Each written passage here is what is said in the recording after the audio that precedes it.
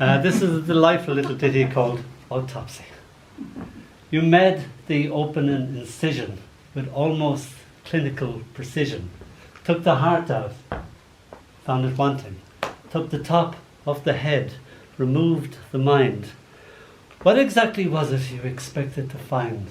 I looked at you with sad eyes that said it wouldn't have hurt half as much if you'd only waited till I was dead. I had a head injury many years back, which still affects me. And I try to learn my poems now as an effort to get that memory back. And to read that poem, I said to Jan, what's the name of that poem I usually do at the beginning? She had to tell me. Oh. So if I do forget anything, I'll run towards the books, okay? When that April, with his sure sota, the dracht of March had parsa to the rota, and bad at every vine and switch liqueur, of which for two engendered is the floor. When Zephyrus eke with a sweet of breath, in spirit had in every halt and heath, the tender croppers and the youngest sonne had in the ram his halva coursey runner, and smaller fowlers mackin melodia that slepen all the nicht with open ear, so pricked him the tour in her courages, then longing folk to go on pilgrimages. Never did help my da enough, always head stuck in a book. Donald, son, he'd call, can you hold this while I saw? Oh, da, I'd wail, me lost in Chaucer and his tale. And so the saw saws, but all I hear is, yo, the miller was a chap of 16 stone, a great stout fellow, big and brawn and bone. The saw cuts through the afternoon, pauses, then Chaucer's on again. He did well out of it, for he could go and win the ram at any wrestling show. Say what? Oh, don't get me wrong, I adore the aesthetic beauty of sawdust floating in a universe of its own, suspended in sunlight and shadow, the smell of pine kidnapping my mind, the green dance of a bubble in a spirit level. Didn't have time for all that hammering and sawing. I was a boy in a mission ever since our teacher saying, oh, I don't know why I teach you scruff Chaucer, you'll never read the book. But by the weekend, furious at the rebuff, I had. My poor old da only getting begrudging help. On that April, the words falling like gentle rain upon my mind, with as sure as sota, the dracht of March, words, oh sweet words. Had passed to the rota, my mind bathed every vine in switch liqueur, the bubble in the spirit level poised perfectly poised, of which for two engendered is the floor. Thank you. So you can learn things by default. That was Scruffy Loftus on we had a double maths and a double English, and he was fed up, we were fed up, and he comes out with that, and I go, right, let's see.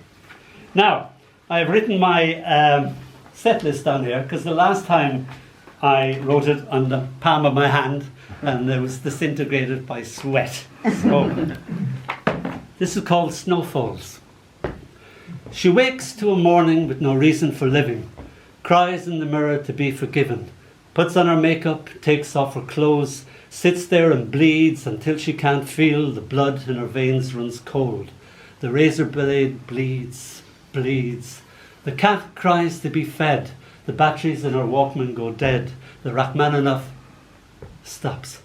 A letter she will never read drops on the welcome mat.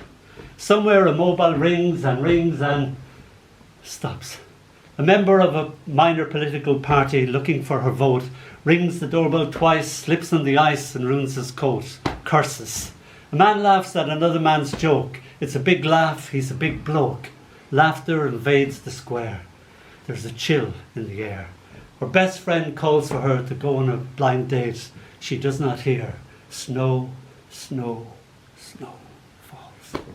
Thank you. This is called Jerry Sweeney's Mammy. And I was a very innocent child. Jan still thinks that I am. And I didn't know the facts of life. I was a family of 10, and we all knew our birth stories. When I was born, I was just the weight of a bag of sugar. I was 2 pounds. So what do you call the tiniest baby you ever saw? You call him Dónall. Because Donal means world mighty spear power, and my second name means the proud one. So call me by my name, Earthling, or die. Right? It was terrible because, you know, we used to throw our bags down, go out, play football till 11 o'clock at night until our mothers drew us in on the string of their voices. And I'd be just going through to score the 50th goal, and my mother would come, "World mighty spear power, the proud one, get your ass in here now!" And they'd go, "Oh, not so almighty now, are we? Oh no." So my definition of a mammy was an emotional one rather than a biological one. So I was under the illusion that a chap could have three mammies. So I had my own lovely mammy, I had Mrs. Sweeney up the road, and my Aunt Mary down in Cork. And even by that definition, my dad was the best mammy I ever had. So my mother had to take me aside and say, "You know Mrs. Sweeney, yeah?" And I said, "Yeah." "You know she's not your mammy, don't you?" And I go, "What? You're kidding me." So this is called Jerry Sweeney's mammy. Mrs. Sweeney was Jerry Sweeney's mammy. And even though I had my own, I had her on loan. It was like having a spare mammy.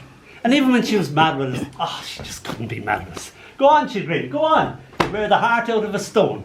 And if you fell and you was crying, heart and knee badly graced, or badly bitten by a bee, she would hug you up with all of herself. Ah, come here to me, you poor little dote.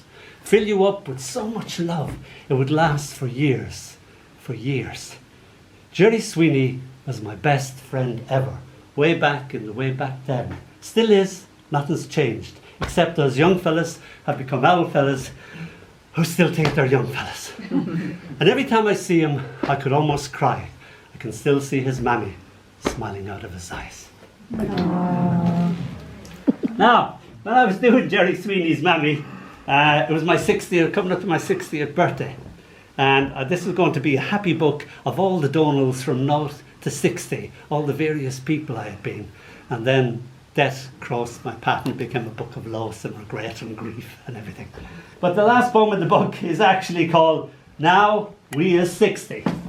And I was a supply teacher, and in that position I was often left in the position of a double class with no work set out for me. And you had to wing it, and you had to... So you ask the kids in desperation, "Okay guys, what did you do this week?" Total silence. Then little nerd at the back pipes up and goes, "Please sir, we did the spinach armada." And I said, "The spinach armada? Right, what did you do last week?" And the silence again, and then little nerd at the back of the class pipes up, "Please sir, Anne of Cleavage." And I thought, right, let's not go there. And then I went into year 8 and I thought, okay, these are going to be a bit more. And everybody was speaking in a pirate OR voice. And we were miles away from National Pirate Day or National Eye Patch Day. And I didn't know what was happening at all. And I'd say, look, well, as you can see, the square and the hypotenuse, yeah, is equal to the sum of... Sorry, what? OR, sir, be that Pythagoras is 0. And I said, well, as you can see, the sails on the good ship Pythagoras are equal to some of the sails on the other two sides, okay? And after that, they left me alone. So this is called Now We Is 60. A year 8 child inquires of me, how old I be? I be just 60. He gasps, my God, you're very active for 60. 60 for him is a distant planet in a galaxy far, far from here. Yea, another dimension. I smile, my perfect 60-year-old smile, perfected by now. I am starlight that will only reach him when he himself is 60, if he ever remembers what he has long ago forgotten. Right, what have I got there now? Let's see. Oh, this is so good. Look, there's Stephen crumpling up in my hand. Right, and this is called New Dog, Old Tricks. It's a haiku. It's very hard to perform haiku, but there you go. It was my daughter's 3rd year of being herself, and we had 30 of our little contemporaries around to prove this fact. And jelly was the big thing. I don't know why. Red jelly, yellow jelly, green jelly, blue jelly. You try saying that when you're not hungry. And green jelly was it. I don't know why. And clear to God, didn't we run out of green jelly. So I went to the next room to get more green jelly. And I was bringing back the more green jelly. And the room was in an uproar. And I was thinking, my God, how can 30 little 3-year-olds make such a noise? And I thought, I better get in there and see what's happening. And as I approached the door, the noise cut. And there was absolute silence, like cicadas or something. And now I was worried by the silence. And I went to touch the handle, and before my hand could reach the handle, the door flung open, and I was stampeded by 30 3-year-old little girls. And they basically said this to me. It's called New Dog, Old Tricks. The dog's in the loo. We was teaching him to pee, and he just fell in. That's all I do, mate. Where's the other book? Oh, there it is. This is a book called this. Oh. He didn't want to be read, so committed suicide. Jumped. This is called The Smell of Purple. And we launched this at the New Delhi Poetry Festival, of all places. And Indian audiences are lovely. They bring all their kids with them and everything, and they sit in laps and they're at their feet and everything. So it was a delight. So, The Smell of Purple. My little girl came in to me and she basically said this poem again. Smell of purple. She says she can smell yellow. She says she can smell blue, despite not being able to spell either colour. Yellow smells the same as blue, like a wet kitty drying by the fire. Red smells like Mammy when she kisses. Her kisses smell different when she kisses you. Then she smells like flames with little orange tips. Purple is my favourite smell. It smells just like a magic spell. I kiss her goodnight like lilac with little flecks of purple scattered here and there. Let's see. Oh, right, I've just wrote this book, or this poem, so I don't know if I can remember it. It's called Coming Back to the World. My little girl was my mentor, my teacher, my guru. She taught me how to reconstruct the world in her eyes. It was a fantastic experience altogether. Coming back to the world. She grizzles down the stairs. Each step a sob. I fell in his sleep, she announces angrily. Oh, that's good, I say. It's not good. She announces, I missed the world. I try my best to placate her. Well, when you fell asleep, I say. Yes, she says. The world fell asleep too. So, I didn't miss anything? I comfort her. Not a thing. Not a thing. Good, she smiles. I hate to miss anything the world does.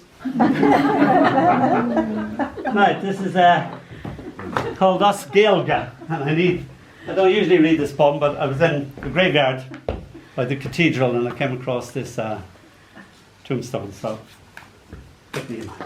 Os Gaeilge means in Irish, and so I'll read and I'll translate as I go along. My wife and I longed to have a baby, and though we had lots of fun practicing, no child had as yet materialised. And we went for test after test after the test, and we'd only one test left, probably too much information for you, to see whether the fallopian tubes were clear. And it was cancelled for 6 months. And then it was cancelled again for 6 months. And we thought we'd never get there. And in our great despair like this, we fell pregnant. Notice I used the royal we there? Yes. And I used to sing to her belly. My wife is Finnish. And I used to sing to her belly any fragments of Irish. I'm not a natural Irish speaker. Any fragments of Irish I could remember, any little songs. And she used to say, oh, keep singing that. It's making me go asleep. And that's the effect I have on women. I make them go asleep. So, Os Gaeilge. Dún the Sula. Close your eyes. Cuddle go law ma grosiv. Sleep until day, my gentle love. Cuddle go love, go sov. Sleep peacefully, peacefully. I rock on Galach Shaw is rocky on green Shafi. This moon will rise, this sun will set. Aragus gra igoni. care and love always. Got ihas, got law, got laws, got iha, every night, every day, every day, every night.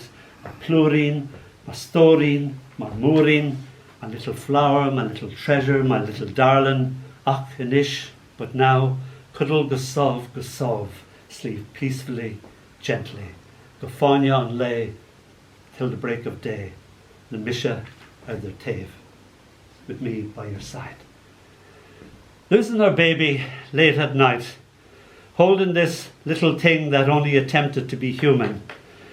Unable to let go, I clasped the fetus tightly in my hand and buried it in the dawn of our local park under a recently red rosebush. In my grief, flower and baby became one, and night after night I climbed over high railings and even higher stars to talk to her in the dark in Irish, or sing "My love is like a red, red rose," or cry. Almost got arrested one night by an Irish cop, drawn to the sound of Irish emerging from the darkness. Guess he let me go because it wouldn't look good on a charge sheet. The defendant was talking and crying to a flower in Irish. Éist, éist, listen, listen. Dinna éigean ag cína. Someone is crying in a darkness, in his darkness. Phil, Aruno, oh, Phil Aruno is na imiún, Philarum a cúsla sto, oh, agus chific tú an glór.